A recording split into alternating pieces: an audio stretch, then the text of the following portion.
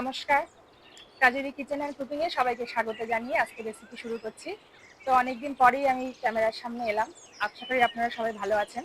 তো শুভ বিজয়ার সবাইকে শুভেচ্ছা জানাচ্ছি এবং আজকে রেসিপি শুরু করছি। তো আজকে প্রথমেই বাসমতি চালের ভাত রান্না করব, তার সাথে চিকেন কষা। আজকে কয়লার মাংস রান্না করব। তো দেখুন, প্রথমে আমি চালটা এখানে 1 ঘন্টা ভিজিয়ে রেখেছি। এখানে 1 কিলো চাল নিয়ে নিয়েছি, খুব ভালোভাবে ভিজে গেছে, জলটা গরম হয়ে গেছে। এবার আগে ভাতটা রান্না করে নিই, ততক্ষণে মাংসটা ম্যারিনেট হয়ে যাবে আরও প্রায় আধ ঘন্টা। এখানে 1.5 কেজি কয়লার মাংস নিয়েছি। এবার এই মাংসটাকে ভালোভাবে ম্যারিনেট করে নেব। তো ম্যারিনেট করার জন্য প্রথমে আমি দিয়ে দেব 1.5 চামচ লবণ। ব্রয়লার মাংস হলে লবণটা দিতাম না, যেহেতু কয়লার, আগে থেকে লবণ দিলেও কোনো প্রবলেম নেই। এবার দিয়ে দিচ্ছি হলুদ, পরিমাণ মতো হলুদ। এবার একটু সামান্য টক দই নিয়েছি, এর মধ্যে একটু জিরের গুঁড়ো দিয়ে এটাকে ভালোভাবে পেস্ট করে নেব।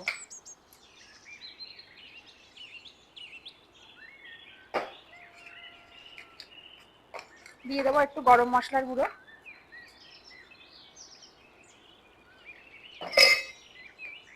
এবার এটা ভালোভাবে টক দইয়ের সাথে ফেটিয়ে নেব।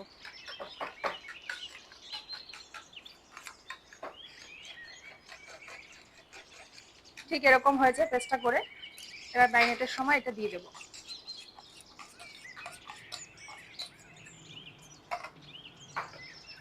এবার দিয়ে দেবো সর্ষের তেল।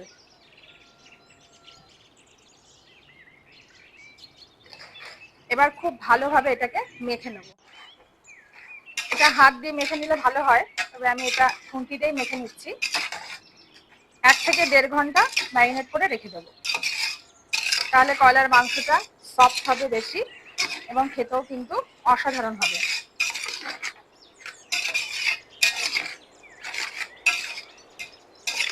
অল্প মশলা দিয়ে এটাকে ম্যারিনেট করে রাখলাম। এবার বেশ কিছু মশলা আমি বেটে নেব।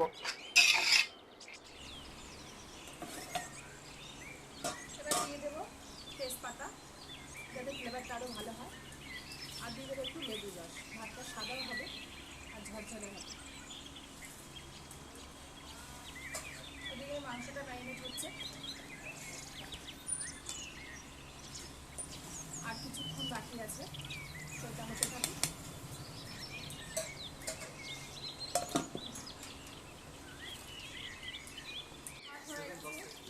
এবার আলুটা ভেজে নিচ্ছি।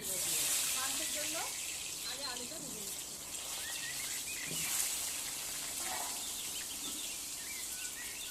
আলুটা একটু লাল লাল করে ভেজে নেব। দিয়ে দিচ্ছি একটু লবণ,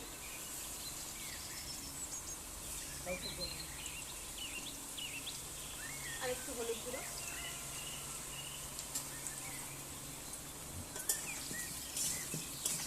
আলুটা খুব ভালোভাবেই ভাজা হয়ে গেছে, খুব সুন্দর লাল লাল হয়ে গেছে। আলুটা যত ভাজা ভালো হবে খেতে কিন্তু ততটাই সুন্দর লাগবে। এই দেখুন কতটা সুন্দর হয়েছে ভাজাটা। এবার এটা নামিয়ে নেব। খুব সুন্দর করে কুচিয়ে নিয়েছি, এই দেখুন।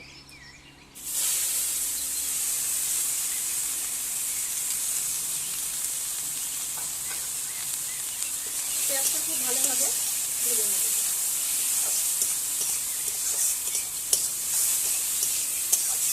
আজকে কিন্তু পেঁয়াজটা ঠিক অন্যভাবে কেটেছি, খুবই ধীরে ধীরে করে কাটা এটা।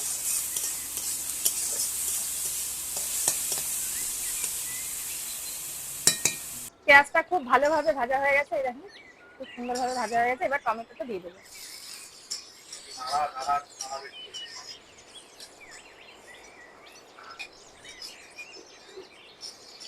টমেটো যদি তাড়াতাড়ি গলে যায়, তার জন্য একটু লবণ দিয়ে দেবো। একটু লবণ দিয়ে দিলাম, একটু তাড়াতাড়ি জলটা দিয়ে দিয়ে টমেটোটা বেশ ভাজা ভাজা হয়ে যাবে। তো এটা হতে 4 থেকে 5 মিনিট সময় লাগবে। টমেটোটাও ভালোভাবে গলে গেছে, এটা হয়ে গেছে। এটা নামিয়ে নেব।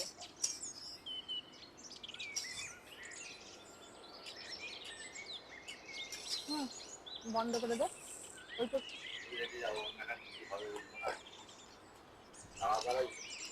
এই যে মশলাটা, এবার এটা ঢেকে রাখবো। এটা একদম নামানোর শেষে দিয়ে দেবো। এটা চাপা দিয়ে রাখছি। নিয়েছি গোটা জিরে, দুটো শুকনো লঙ্কা আর তেজপাতা।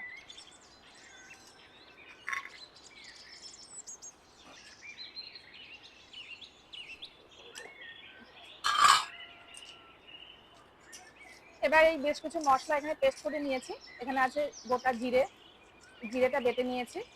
জিরে আছে এখানে, তার সাথে আছে রসুন, আদা আর গোলমরিচ আর শুকনো লঙ্কা। এবার এটা দিয়ে দিচ্ছি।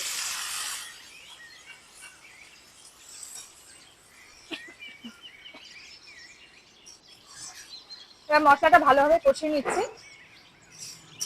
এখানে গোটা জিরে বেটে নিয়েছি, আর ম্যারিনেটের সময় কিন্তু জিরের গুঁড়ো দিয়ে মাখানো ছিল। টক দইয়ের মধ্যে জিরের গুঁড়োটা দিয়ে মাখিয়ে নিয়েছিলাম, আর একটু গরম মশলা দেওয়া ছিল। দু রকম ভাবে জিরে দিচ্ছি। কয়লার মাংস কিন্তু এভাবে দিলে মাংসটা বেশি টেস্টি হয়।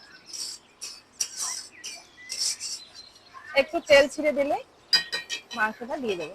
মশলাটা ভালোভাবে ভাজা হয়ে গেছে, অলরেডি তেল ছেড়ে দিয়েছে। এবার দিয়ে দেবো কিছু গুঁড়ো মশলা। এখানে ধনের গুঁড়ো দিয়ে দিচ্ছি 2 চামচ,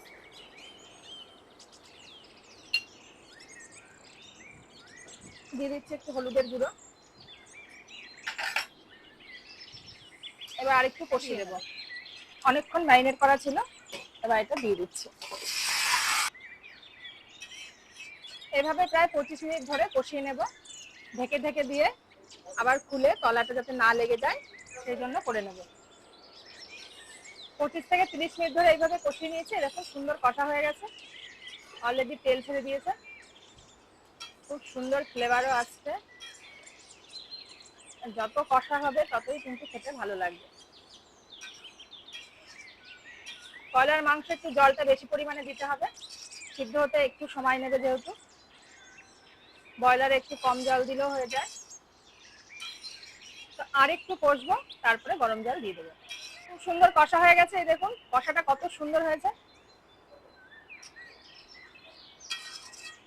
এবার দিয়ে দেবো জল, একটু বেশি গরম জল দিয়ে দেবো, অলরেডি ওই পাশে জল গরম হয়ে গেছে। তো এবার একটু বেশি পরিমাণে গরম জল দিয়ে এটা ফুটিয়ে নেবো। এই পরিমাণটা একটু বেশি দিয়েছি, এটা অনেকক্ষণ ধরে ফুটবে। তো এখনো প্রায় 30 মিনিট মতন কিন্তু সময় লাগবে। আর এই রসুনগুলো দিয়ে দেবো। তো এবার এভাবে ঢেকে দেবো।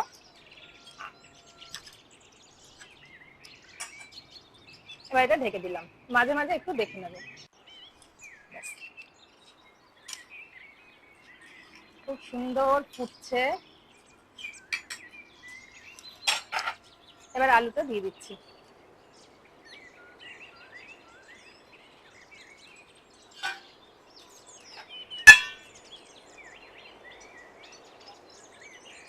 এবার ঢেকে দিলাম।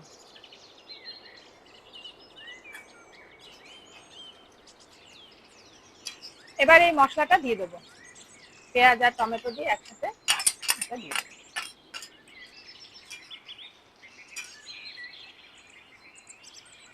এবার গ্রেভিটা অনেকটা ঘন হয়ে গেছে।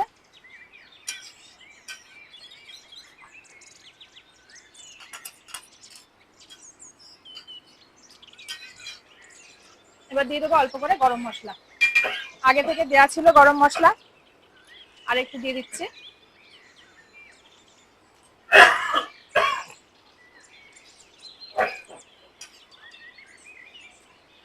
এবার নিভন্ত উনুনে 5 মিনিট মতো রেখে এটা নামিয়ে নেব।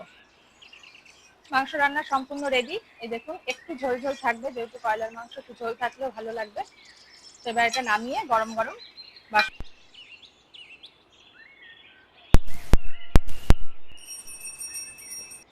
তো মাংসটা সম্পূর্ণ রেডি। তো এবার খেতে বসে গেছি আমরা সবাই। তো দেখি কেমন হয়েছে, সুন্দর বাসমতি চালের ভাত।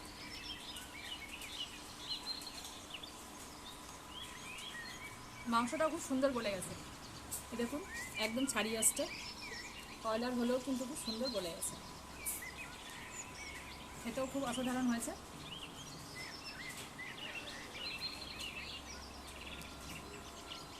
সত্যি দারুণ লাগছে খেতে। তো বাড়িতে আপনারা এইভাবে ট্রাই করবেন, একটু অন্যভাবে রান্না করলাম আজকে। তো আপনারাও বাড়িতে ট্রাই করে বলবেন যে কেমন লেগেছে।